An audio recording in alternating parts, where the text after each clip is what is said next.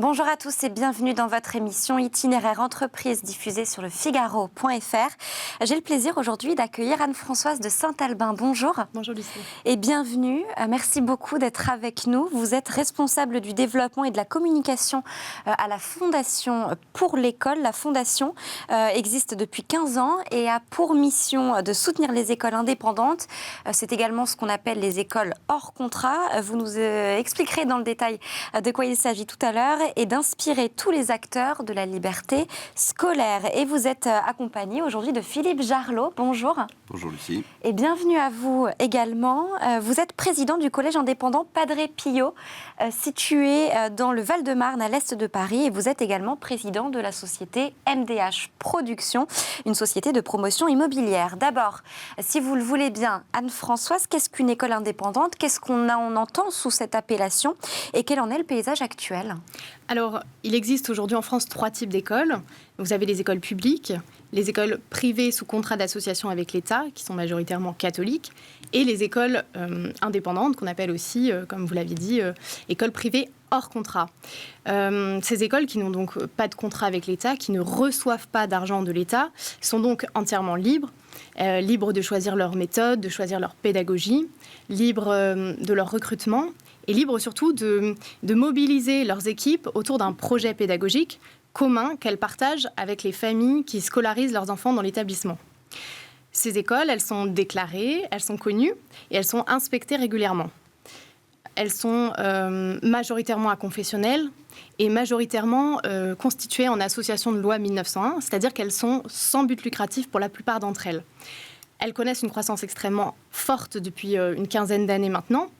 On en recense aujourd'hui plus de 2470 établissements indépendants en France qui scolarisent environ 100 000 élèves. Alors, ces écoles, d'un point de vue pédagogique, elles sont très variées. Vous allez avoir des écoles qui utilisent des pédagogies assez classiques, finalement, avec des méthodes éprouvées, mais aussi des écoles qui utilisent la pédagogie Montessori, des écoles qui sont bilingues, qui sont internationales, des écoles qui mêlent différentes pédagogies alternatives et actives, et puis, sans oublier les écoles qui accueillent des enfants à besoins éducatifs spécifiques, qui soient ou non porteurs de handicap. Voilà, donc un paysage très varié, oui. Voilà, qui répond aux besoins des familles, aux besoins des territoires. Philippe Jarlot, qu'est-ce qui vous a donné envie de vous engager dans l'association de gestion du collège Padre Pio? Alors, c'est évidemment, quand vous êtes chef d'entreprise, vous parlez énormément de business. Oui. Eh bien, il est temps de temps en temps de regarder ce qui se passe aussi en dehors de ces business. Donc, notre président, d'ailleurs, parle de renouveler les réflexions sur la santé, sur la sécurité et sur l'éducation. Eh bien, l'éducation des enfants, ça passe aussi, bien sûr, par l'enseignement. Et quand on sait qu'une école sur l'Est parisien, hors contrat, il y en avait très peu. Il y avait une primaire qui s'appelait Charles de Foucauld et une secondaire qui était Padre Pio, alors que sur l'Ouest parisien, vous avez beaucoup plus d'écoles. Habitant l'Est parisien et développant pas mal ma société sur l'Est, et ayant quelques moyens, entre autres les 5 pour 1000, du chiffre d'affaires qu'on peut donner en dons défiscalisants à des associations type justement des associations éducatives. Donc je me suis intéressé à soutenir l'école, le collège Padre Pio, qui a été créé il y a 13 ans par des parents. Et à un moment, ils ont eu des problèmes financiers et de rigueur de gestion. Et donc, ils ont fait appel à un chef d'entreprise de PME. Et quelles sont les difficultés auxquelles vous avez pu être confronté et comment est-ce que la Fondation vous a accompagné dans cette démarche? Alors, vous avez bien compris que j'étais là surtout pour aider à la gestion et au soutien financier. Donc, le soutien financier, sur les années difficiles, je faisais appel aussi à la Fondation pour l'école et surtout tout ce qui était pédagogie, réflexion éducative, organisation de l'école.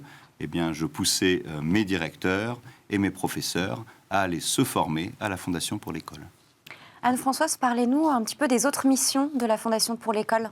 Oui, alors outre le soutien financier qu'évoquait Philippe Jarlot à l'instant, la Fondation a soutenu financièrement 190 établissements indépendants l'an passé.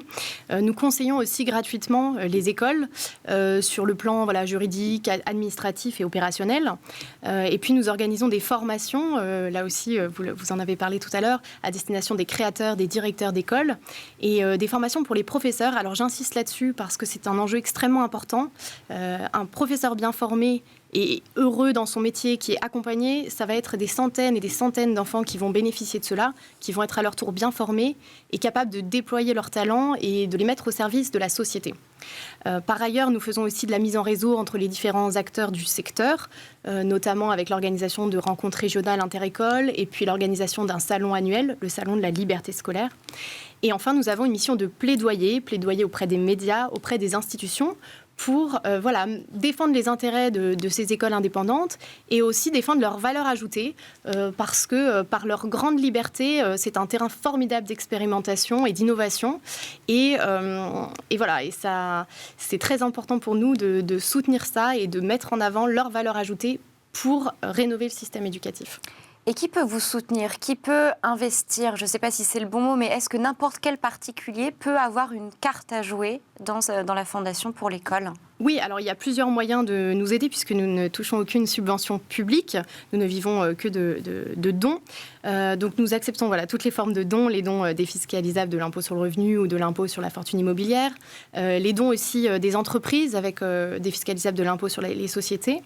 Et puis par ailleurs, vous pouvez nous aider en parlant de la Fondation autour de vous, en parlant de nos formations, de nos actions. Nous pensons qu'ensemble, il est encore possible de rénover notre système éducatif qui est quand même perfectible, ça n'est pas un scoop. Et puis voilà, donc si, comme nous, vous êtes convaincus de l'enjeu crucial qu'est l'éducation pour l'avenir de notre pays, eh bien, vous pouvez nous soutenir. Eh bien, je crois que le message est passé. Merci beaucoup. Merci. Anne-Françoise de Saint-Albin. Je rappelle que vous êtes la responsable de la communication et du développement à la Fondation pour l'école. Et merci à vous également, Philippe Jarlot, d'avoir été avec nous. Je rappelle que vous êtes le président du Collège indépendant Padre Pio et entrepreneur depuis... Combien d'années ? Depuis 35 ans. Depuis quasiment 35 ans. Merci à tous les deux d'avoir apporté votre expertise en plateau. Et quant à nous, on se dit à très vite pour une nouvelle émission Itinéraire Entreprise, toujours diffusée sur lefigaro.fr.